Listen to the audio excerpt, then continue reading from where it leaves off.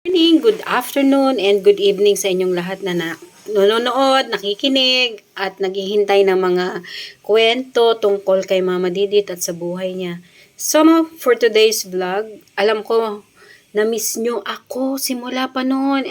I think it's more than almost 2 years na yata na hindi ako nagla-live, hindi ako nagvi-video. And as a matter of fact, within that year, marami nang nangyari sa buhay ko at marami na rin ang nawalang mga followers ko na nag-unfollow. So, understandable naman yon kasi nga, hindi na ako masyadong active sa live. Kasi one of the reasons is, hindi na ako doon natutulog sa tindahan namin. Kasi yung kuya ko doon tumira sa tindahan ko. And second, yung internet namin, naputol na siya. So, data na lang yung ginagamit ko. At, sobrang hina. Nag-apply na ako ng tatlong internet provider. Pero, wala nang available na slot doon sa linya namin doon sa may Olivares.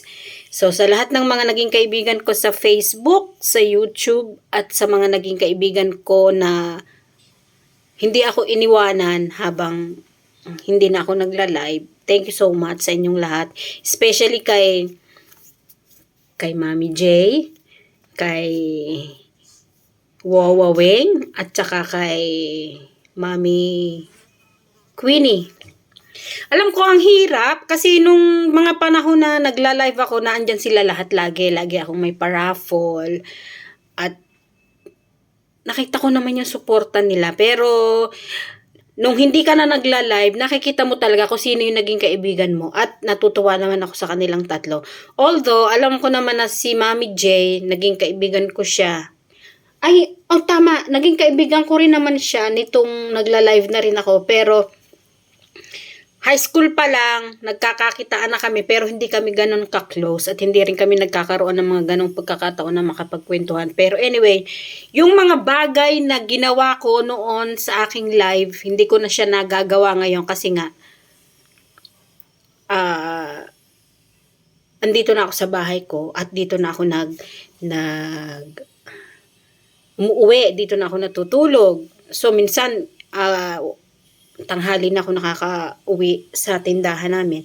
So ganun pa man, hindi ko nakakalimutan yung mga naging kaibigan ko sa aking Facebook Live at hindi ko na rin alam kung yung ibaba ay kung ano nang nangyari. Kasi may isa akong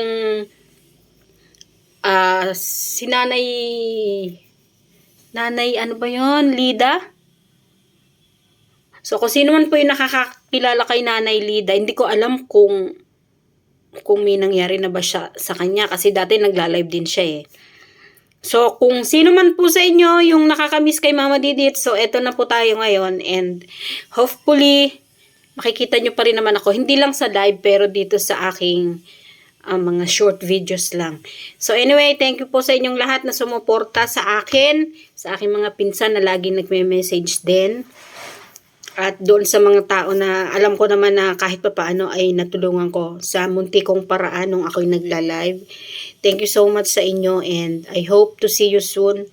At ang dami ko naman naging plano noon, kaya lang dahil sa nagbabago yung panahon, nagbabago din yung isip at saka isa pa, may mga pangyayari talaga na hindi maiwasan na kailangan na nating ihinto kung ano man yung mga naumpisahan natin. Pero sa mga naging kaibigan ko, thank you so much and we'll see you soon. Bye!